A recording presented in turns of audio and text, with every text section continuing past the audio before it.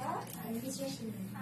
We will discuss further about international economic environment. So I will ask first, Mr. Firdaus, what is international economic environment? Okay, basically, the international economic environment can be described as the global factor that are outside of control of individual organization, but that can affect the way the business operate. And then this factor include unemployment rates, inflation rates, and labor costs. Basically, it is known as health of economy as gross domestic product, unemployment rate, consumer confidence. It is also affected by some factor such as production, capital expenditure, labor force, and demand and supply. Change in economic environment will affect change in interest rate, exchange rate. So it's about it. Okay, that's the answer for the first question about international economic environment. So the next is, how to measure macroeconomic activity? For the part measure of macroeconomic activity, basically the government measure the macroeconomic activity for a country by using a tool called gross domestic product or GDP. GDP is divided into 4 parts. First, consumer spending, and then investment, government spending, and lastly, next export. GDP is used to record the income of a country economic activity to see how efficient their economy. Okay, the last question for Mr. Firdaus. Role of the state. The role of the state in the economy. The role of the state actually is referred to the government spending policy. The function of government as a regulator for macroeconomic stabilization, as they using government spending to prevent excessive fluctuation in income and unemployment rate, thus smoothing out the business cycle. The government spending is very important because it is to balance economic conditions such as national debt, interest rate, inflation rate, tax. For tax is main revenue for government to balance the government spending for development. For example, in Malaysia, GST tax contributed by the citizen will be spent by government for development in future. Okay, thank you, Mr. Firdaus, for your explanation. Welcome back. Let's talk about macroeconomic growth. Mr. Ka will explain. Okay, Mr. Ka, how economic growth help a country? Okay, when a country achieves their economic growth, it will actually increase their real income, the country's real income. And next, through those economic growth, a country can have variety goods and services for their residents. So when you see economic growth is actually a country can achieve the economic growth through innovation, and then when they have quality investments, productive workforce, and high level of education. Okay, next, what are the positive and negative factors of economic growth? Okay, so economic growth, the positive factors a country that can have is schooling and education investment. Like all those investments will actually help a country to have a higher economic growth. When you see at the negative side, there can be government instability or trade barriers from this economic growth. Okay, so like too much of growth is also a problem. Very low level of growth is also a problem. Okay, the next is, how does the economic structure change due to economic growth? Okay, so when we can see economic, it actually has 3 sectors: primary, secondary, and tertiary sector. So as time from time, when productions are moving, the productions are actually moving from one sector to another sector. Like we can see in UK, those days, UK is actually the main production. They have the main productivity in manufacturing sector. So now when Japan is growing up, Japan, they're actually taking how to say, part of UK's manufacturing. So Japan now have more employment in their manufacturing sector. So what do you think? Cause of economic growth, it is good or bad? Okay. When we talk about cost, it can be both sides. There are pros and cons, right? So when we see benefit, the benefit is actually it benefit the country. Okay, they will have a higher growth and all that, right? The residents, they will have a good employment chances, all that. But when we see in the negative side, higher growth of economic growth, it's actually okay. When we have higher economic growth, we will have very rapid production, all that. So this will all lead to pollutions, greenhouse effects, and those resources, natural resources, non-renewable resources will disappear in future. Okay, that's what Ms. Tuka talk about macroeconomic growth, and now we talk about inflation.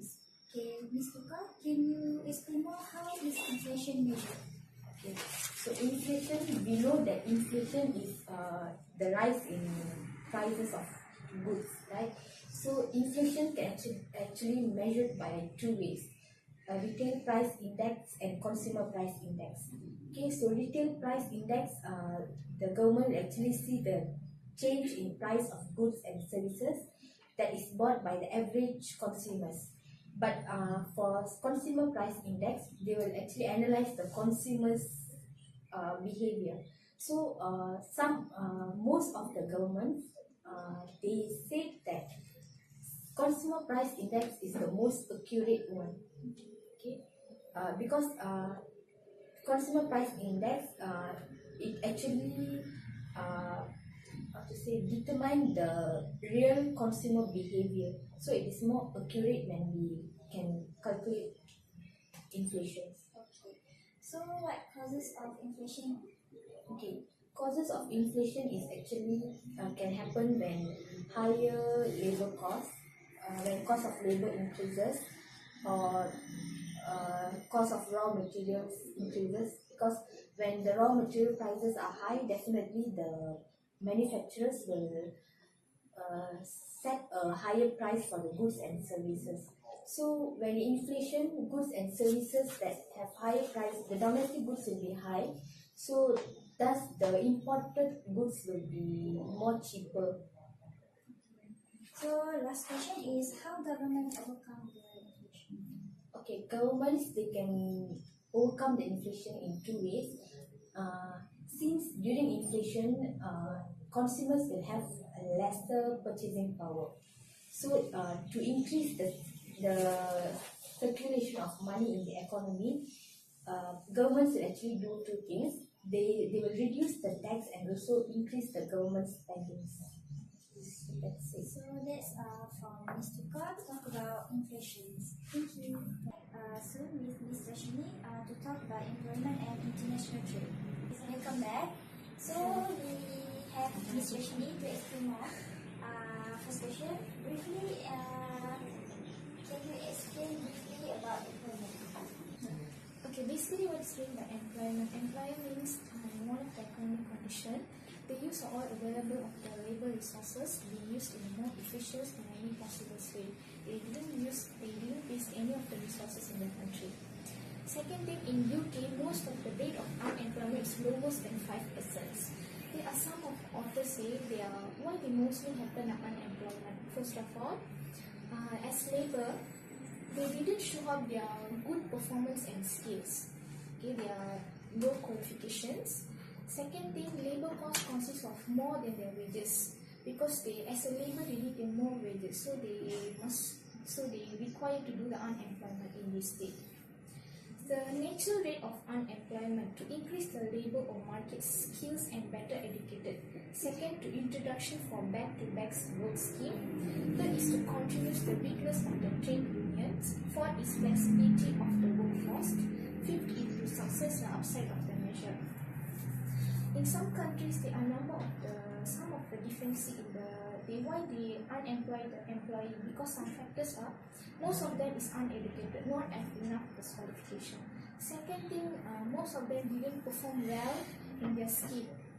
Third thing, their skills are more gap between the current worker and also the past worker, the gap in between them. Okay, that is all about the employment. Okay, in your opinion, what do you think about international trade? International trade is occur in so many of the countries. For example, like two types of international trade. They have absolute advantage and comparative advantage. Absolute advantage means one country will specialize produce in one good. For example, like New Zealand is produce flour. For example, like Japan produce a car. That is an absolute advantage. Second is a comparative advantage. Comparative advantage means country A and country B is specialized in doing to exchange the good. For example, country A is specialized doing let's say a steel. Country B may be specialized in zinc. So to receive their resources by each other to exchange, but each of them will exchange their goods. Okay. Absolute advantage and comparative advantage. First, they did not apply any trade barriers. For example, if I have a trade barriers that is difficult to exchange. Trade barriers means like say they have tax, subsidies, free trade zone. So in absolute advantage and comparative advantage, they don't have trade barriers. Second thing, production is very competitive for each of them. The third thing, they can easily to switch the resources by each country. So we no need to wait for a long time to receive the resources by the rules and regulations. More folks like to do the international trade because in domestic means they cannot able to specialize in the economic skill. When go to international means they can specialize and utilize the spaces in international market.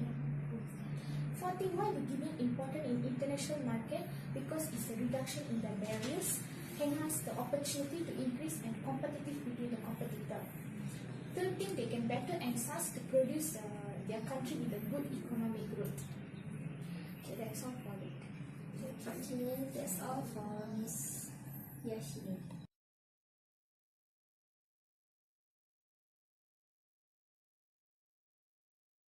Back to the second session. We have two young ladies here, which are Miss Alice and Miss Yiping. Okay. First, I will ask Miss Alice about. Can you explain more about EU, because I think many do not know about EU. Okay.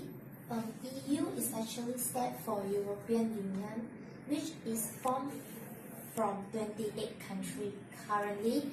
So the country you can refer to the picture beside me. So there's formed from like country like Sweden, Denmark, United Kingdom, and so on.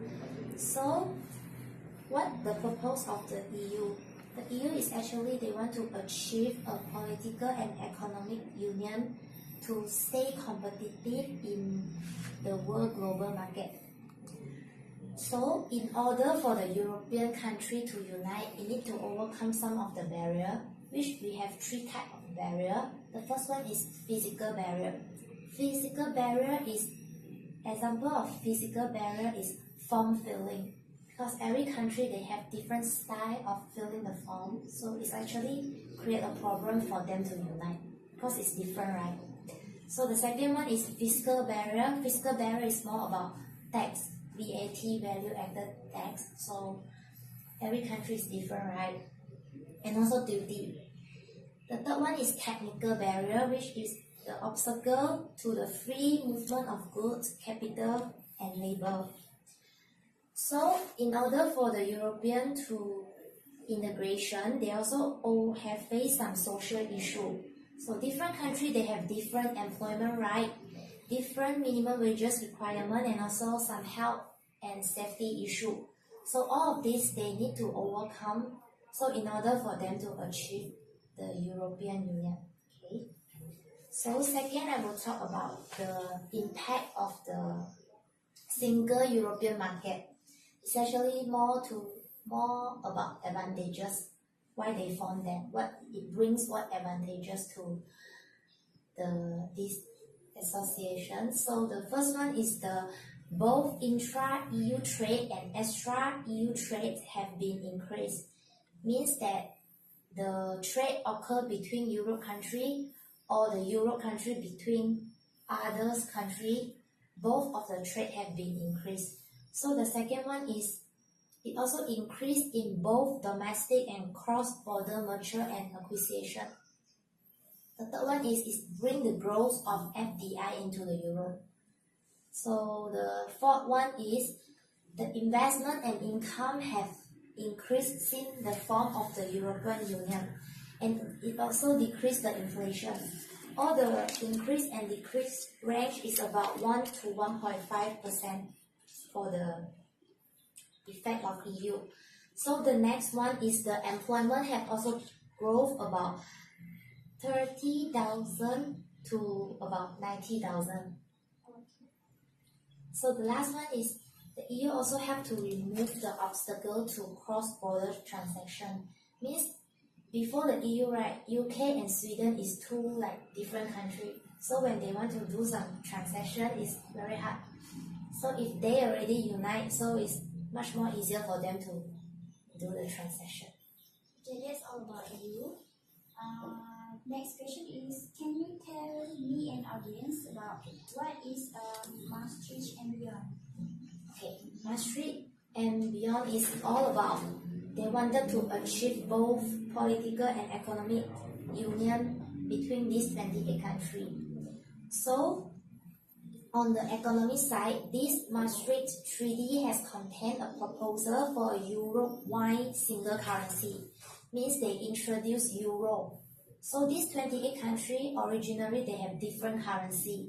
But now they have introduced a new currency which named euro. So it's more easy for them to do transaction, all the trade things.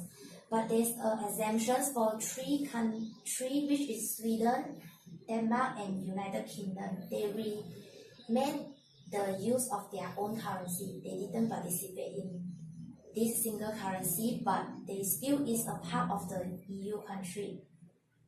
So countries like Slovenia, Malta, and Slovakia will join it later. So means after that they join in the euro, the single euro currency policy. So by interpret this euro-wide single currency, the monetary policy have been transferred to the European Central Bank. Now it's not the country to control their monetary policy. The 28 countries, their monetary policy have been controlled by a central bank, which is the European Central Bank. But the fiscal policy is still in the hand of those countries, policy regarding tax and duty is still in the hand of the other European countries. So that's all. Okay, thank you, Ms. Elise. We will come back soon with commercial break. Then we continue with Ms. Ruby. She will talk about impact of AMU on government economic policies. Can you explain more about it? The impact of the AMU of the government economic policy that they find out that there are three problems. The first one is individual country will not have the ability to use the interest rate. This means that they cannot reduce their domestic and unemployment rate, so they cannot control their own currency rate and interest rate. So the second one is the monetary policy has been lost as a management tool. So they're no more using the monetary tools, but they're using the fiscal policy to substitute the monetary policy. Then the third one is the loss of the discretionary exchange rate policy. Okay. That's the effect of government economic policies. So can you explain what the impact on single currency on business? For the single currency on business, they have two perspectives. So the first one is within the Eurozone. The next one is within outside the Eurozone. If in Eurozone, they have three main. First one is cheaper transaction costs because the country in the Eurozone, they do not have to change their currency because they just maintain using euro money. Then the second one, their exchange rate certainty, so they can share it in a single currency in their country in the Eurozone, so they're not affected by the currency fluctuation when they are trading with each other. Then the third one is transparent price difference. So it's more obvious if different Eurozone country change differently price for their same good and service. If you're outside of the Eurozone, so they will reduce the amount of FDI, the investment rate, because of the currency fluctuations. And another one is spillover, the interest rate and the exchange rate. That's all. So the enlargement of the EU, we can see the map beside me. For 1952, there's just 6 country only, and in the year 2007, it already become 27 country, and now already become 28 country in the EU. Okay, that's all for second section.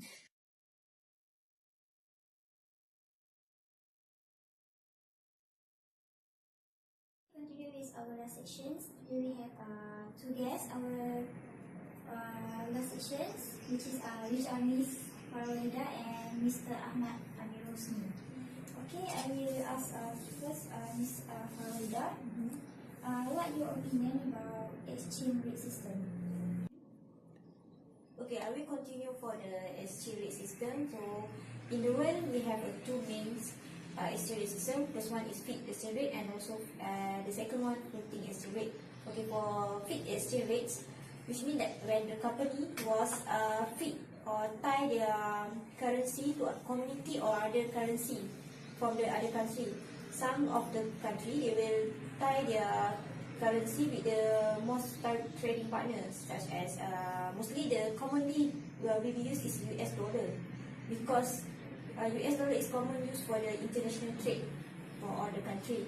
So some of the country also will tie for their most trading partners, such as Saudi Arabia. They tie their currency with the US at $3.7 at 1 US, because their main export is the oil between US and there. So for the fixed exchange rate also was implemented in the past, such as in the Bretton Woods in 1944, which is most of country pegging their currency to the US dollar. And other countries, for example, other countries that already implement this fixed exchange rate, such as Malaysia. In the 1998, our former Prime Minister Dr. Mohamad have pegging our currency at 3.80 at $1 in order to protect our currency, because at that time we have Asian financial crisis have happened and affect most of the Southeast country. But in the 2005, they already removed this pegging value to the floating exchange rates. Okay, of course, when implementing fixed exchange rate, we have the advantage and the disadvantage. Okay, for floating exchange rate, for the second one, these are quite different between the first one, because these are depending on the supply and demand. So other than that, they also are depending on the external factors, such as political stability and economic conditions. So in the 2014, IMF or International Monetary Fund already recognized that 82 countries have already implementing this floating exchange rates, and this depends on the demand and supply. How it depends is if the currency is getting lower, the value is getting lower, and import also is expensive. Okay, you already mentioned about Bretton Woods for this. Can you explain more about it? Okay, for the Bretton Woods was being introduced in the 1944 after the World War II. So was took place in the Bretton Woods in the New Hampshire. So basically, why they introduced this Bretton Woods? Because they want to eliminate the gold standard using.